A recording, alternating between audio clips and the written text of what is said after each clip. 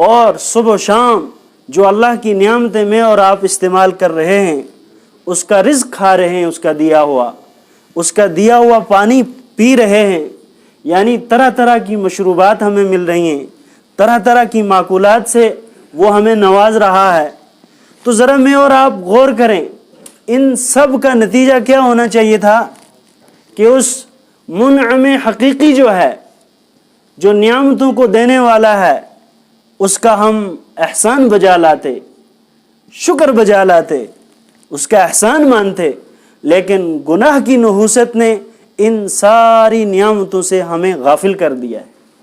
کبھی سوچا ہی نہیں کہ آنکھ اللہ نے دی ہے، اتنی بڑی نعمت، اس کا میں کیا شکر ادا کر رہا ہوں۔ آپ ان لوگوں سے پوچھئے جو ان نعمتوں سے محروم ہیں۔ آج انسان اس نعمت کو دوبارہ پانے کے لیے جب یہ چھن جاتی ہے، اپنی ساری پونجی خرچ کرنے کے لیے تیار ہوتا ہے کہ یہ نعمت مجھے مل جائے، لیکن ملنے والی نہیں ہے۔ تو قدر تو ہمیں آتی ہے، لیکن جب یہ ہم سے چھن چکی ہوتی ہے۔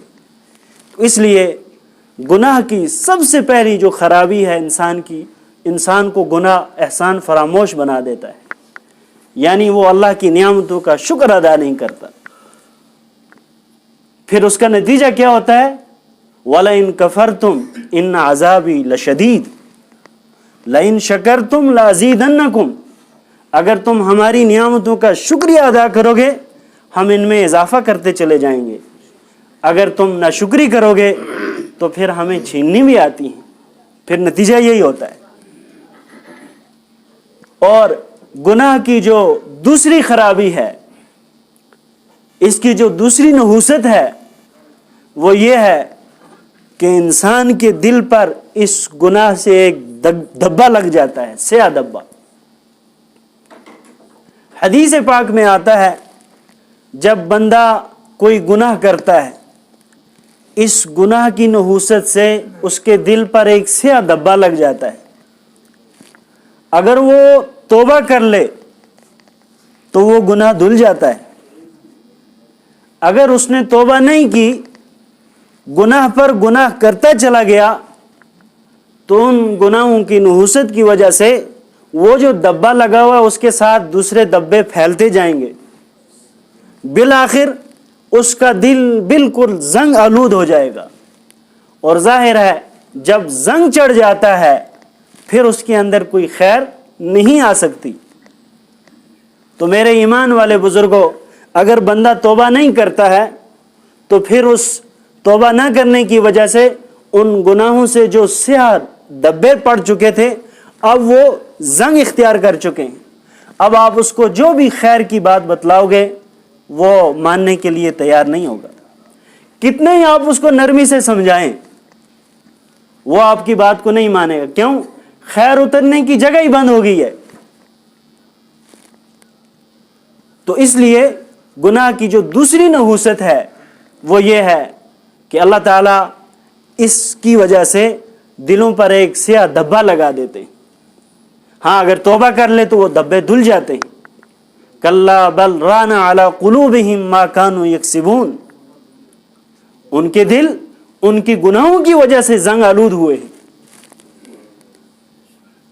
تو یہ دوسری نحوست ہے گناہ کی۔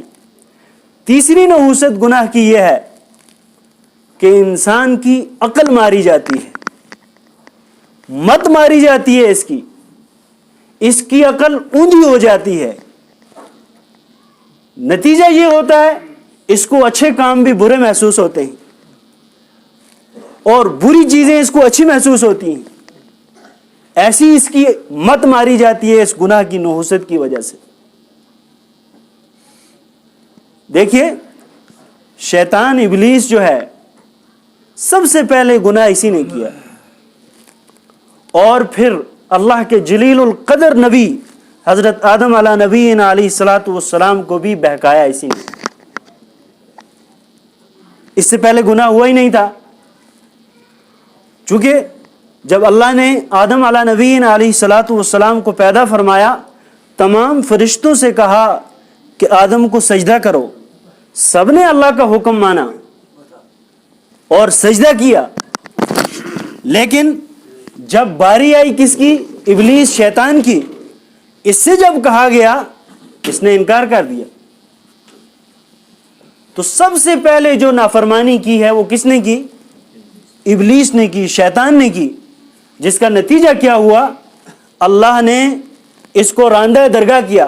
اب اس وقت جب اس کو حکم ملا تھا، اس نے تعویل کی، آگے سے عقلی دلیل پیش کی کہ رب العالمین آپ نے تو مجھے آگ سے پیدا کیا اور آدم کو مٹی سے پیدا کیا، آپ نے آگ افضل ہے اور مٹی مفضول ہے، یہ کیسے ہو سکتا ہے افضل چیز مفضول کے سامنے جھک جائے؟ اب دیکھیے یہاں مفسرین لکھتے ہیں علماء کہ اس نے یہ جو بات کہی، عقلی دلیل جو دی کہ آپ نے مجھے آگ سے پیدا کیا اور آگ افضل ہے، آدم علیہ السلام کو آپ نے مٹی سے پیدا کیا، مٹی مفضول ہے آگ کے مقابلے میں، تو میں اس کو کیسے سجدہ کروں؟ دراصل علماء لکھتے ہیں اگر اس وقت اس کے دماغ میں یہ بات آتی کہ آگ کا پیدا کرنے والا بھی اللہ ہے، مٹی کا بنانے والا بھی اللہ ہے، جب دونوں کو بنانے والی ذات ایک ہی ہے تو وہاں افضلیت اور مفضولیت کی بات ہی نہیں ہے، تو اس کی ذہن میں یہ بات کیوں نہیں آئی؟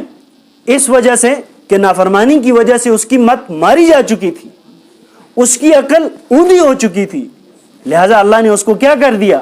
راندہ درگاہ کر دیا، مردود قرار دے دیا کہ ہمیشہ ہمیش کے لیے تو مردود ہے۔ ایک اسرائیلی واقعہ ہے لیکن علماء نے لکھا ہے بڑا سبق آموز ہے کہ حضرت موسیٰ علیہ نبینا علیہ السلام جب کوہ طور پر اللہ سے ہم کلامی کا شرف حاصل کرنے کے لیے تشریف لے جا رہے تھے تو راستے میں ان کی ملاقات شیطان ابلیس سے ہوئی۔ شیطان نے ان سے کہا موسیٰ علیہ السلام سے کہ موسیٰ آپ اس وقت کوہ طور پر اللہ سے ہم کلام ہونے کے لیے جا رہے ہیں، آپ اللہ کے جلیل القدر نبی ہیں، میری آپ سے ایک درخواست ہے، میرا ایک چھوٹا سا کام ہے، اگر آپ کر دیں تو آپ کا احسان ہوگا۔ موسیٰ علیہ نبینا علیہ السلام نے فرمایا بتاؤ کیا کام ہے؟ کہا میرا ایک پیغام ہے، میری ایک درخواست ہے، چونکہ آپ کو پتہ ہے میں بارگاہ الہی سے راندہ درگاہ ہو چکا ہوں، مردود ہو چکا ہوں، اب میں چاہتا ہوں کہ توبہ کروں۔ اللہ سے پوچھنا آپ کہ وہ نادم ہو چکا ہے، وہ توبہ چاہتا ہے، میرے لیے کوئی راستہ ہے میری نجات کا، میری معافی ہو سکتی ہے؟ موسیٰ علیہ السلام نے کہا یہ کون سا بڑا کام ہے، میں کہوں گا۔ چنانچہ علماء نے لکھا موسیٰ علیہ السلام جب کوہ طور پر پہنچے، اللہ سے ہم کلامی کا شرف حاصل ہوا، تو باتوں باتوں میں شیطان نے جو پیغام دیا تھا یہ بھول گئے۔ ظاہر سی بات ہے جب محب اور محبوب سامنے ہوں پھر کس چیز کا انسان کو دھیان رہے گا، تو ان کو یہ بات بھول گئی کہ مجھے کوئی ملا تھا، کسی کا مجھ پر کوئی پیغام تھا۔ جب وہاں سے چلنے لگے تو اللہ نے ادھر سے ہی کہا کہ موسیٰ تمہیں مت کسی نے کوئی کام بتایا تھا؟ انہوں نے عرض کیا رب العالمین یاد آ گیا، ہاں مجھ سے شیطان ابلیس ملا تھا، اس نے مجھے کہا تھا کہ میری درخواست اللہ سے کر دینا کہ میں توبہ چاہتا ہوں، میری نجات کا کوئی راستہ ہے، میری بخشش ہو سکتی ہے؟ اللہ نے فرمایا ہاں کیوں نہیں، ہم نے تو انسان کے لیے بھی اور شیطان کے لیے بھی توبہ کا راستہ بند نہیں کیا ہے، توبہ کا راستہ تو ہمارا کھلا ہے۔ ٹھیک ہے آپ اسے کہہ دینا کہ جب میں نے تجھے حکم دیا تھا، آدم علیہ السلام زندہ تھے، اس وقت تجھے سجدے کے لیے کہا تھا، تو نے منع کر دیا، جس کی وجہ سے تو راندہ درگاہ ہوا۔ آج اگر تو چاہتا ہے، تجھے اس بات کا احساس ہے، تو اب چونکہ وہ زندہ تو ہے نہیں، یہاں دنیا میں تو ہے نہیں ہے، لہذا ان کی قبر پر جا کر اگر سجدہ کر لے گا میں اس کو معاف کر دوں گا۔ موسیٰ علیہ نبینا علیہ السلام جب واپس آئے تو راستے میں پھر اس سے ملاقات ہوئی، تو اس نے کہا کہ میرے لیے کوئی حکم، میرا پیغام آپ نے پہنچایا؟ موسیٰ علیہ نبینا علیہ السلام نے فرمایا ہاں پہنچا دیا تھا، اور آپ کے لیے تو بہت آسان مسئلہ ہے، آپ کا، آپ کو کوئی پریشان ہونے کی ضرورت بھی نہیں ہے، اللہ فرما رہے ہیں کہ اس نے اس وقت تو سجدہ نہیں کیا تھا، اب آدم علیہ الصلوۃ والسلام کی قبر پر اگر جا کر سجدہ کر لے گا تو میں اس کو معاف کر دوں گا۔ شیطان نے جب یہ بات سنی کہنے لگا واہ، جب زندہ تھے اس وقت تو میں نے سجدہ کیا نہیں، آج مردے کو کروں گا میں سجدہ، قبر کو سجدہ کروں گا؟ کہا یہ بات مجھے گوارا نہیں ہے، یہ میں نہیں کر سکتا۔ تو علماء لکھتے ہیں اس نے یہ جو جواب دیا ہے یہ کیوں دیا؟ دراصل اس نافرمانی کی وجہ سے اس کی مت ہی ماری جا چکی ہے، اس کی عقل کو اللہ نے اوندا کر دیا ہے، الٹ دیا ہے، اب خیر کی بات اس کے اندر آ ہی نہیں سکتی۔ تو اس لیے میرے ایمان والے بزرگوں، گناہ کی یہ چوتھی نحوست یہ ہے کہ انسان کی عقل ماری جاتی ہے۔ میرے بزرگوں، اس لیے ہمیں، اگر ہم خیر کے طالب ہیں، خیر چاہتے ہیں، تو ہمیں ہر چھوٹے اور بڑے گناہ سے بچنا ہوگا۔ اور فرمایا گناہ کی پانچویں نحوست یہ ہے، گناہ کرنے کی وجہ سے اللہ بارشیں بند کر دیتے ہیں۔ جب آپ کی فصل، اس کو ضرورت ہو بارش کی، اس کو ضرورت ہو پانی کی، لیکن گناہوں کی وجہ سے، گناہوں کی نحوست کی وجہ سے اللہ اس رحمت کو، باران رحمت کو بند فرما دیتے ہیں۔ کس کی طاقت ہے جو آسمان سے پانی اتار سکے؟ تو جو پانچویں نحوست یہ ہے گناہ کی کہ اللہ بارشیں بند کر دیتے ہیں، بے وقتہ بارشیں ہوتی ہیں، بے موسم بارشیں ہوتی ہیں جس کا کوئی فائدہ نہیں ہوتا، تو یہ اللہ کی ناراضگی ہوتی ہے۔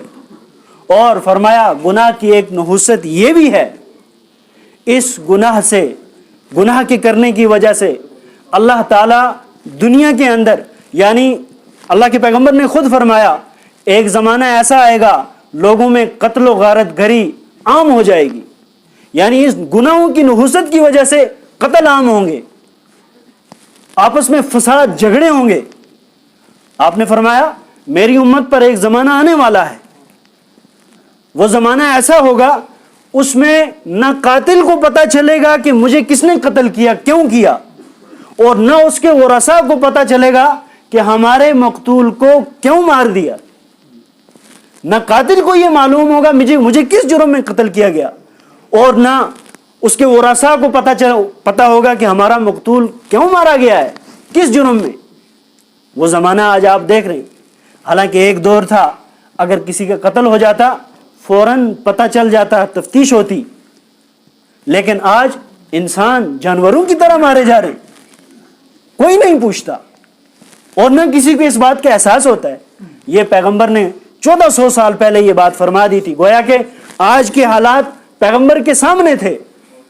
آج 3 دن کے بعد لاش مل رہی ہے، کبھی مہینوں کے بعد لاش برآمد ہو رہی ہے، کوئی پتہ نہیں کس نے مارا ہے۔ تو یہ حالات 1400 سال پہلے پیغمبر کے سامنے تھے۔ میرا پیغمبر 1400 سال پہلے اس نے فرمایا، آج میں اور آپ یہاں دیکھ رہے ہیں۔ تو اس لیے میرے ایمان والے بزرگوں، یہ گناہوں کی نحوست کی وجہ سے ہوتا ہے۔ آج ہم حکمت ڈھونڈتے ہیں، مصلحت ڈھونڈتے ہیں، ہمیں یہ حکم جو دیا جا رہا ہے اس میں مصلحت کیا ہے، اس میں حکمت کیا ہے؟ ہم کون ہوتے ہیں؟ اگر آپ کے ایک ملازم ہے، آپ اس کو کہتے ہو کہ بازار سے یہ چیز خرید کر لے آؤ، اگر ملازم آگے سے یہ سوال کر دے صاحب یہ چیز کیوں منگاتے ہو، اس میں کیا مصلحت ہے، کیا حکمت ہے، آپ ایسے ملازم کو رکھیں گے؟ کان پکڑ کر بار کریں گے، تیرا کام سودا لانے کا ہے، حکمتیں اور مصلحتیں پوچھنے کا تیرا کام نہیں ہے، تجھے میں تنخواہ دے رہا ہوں۔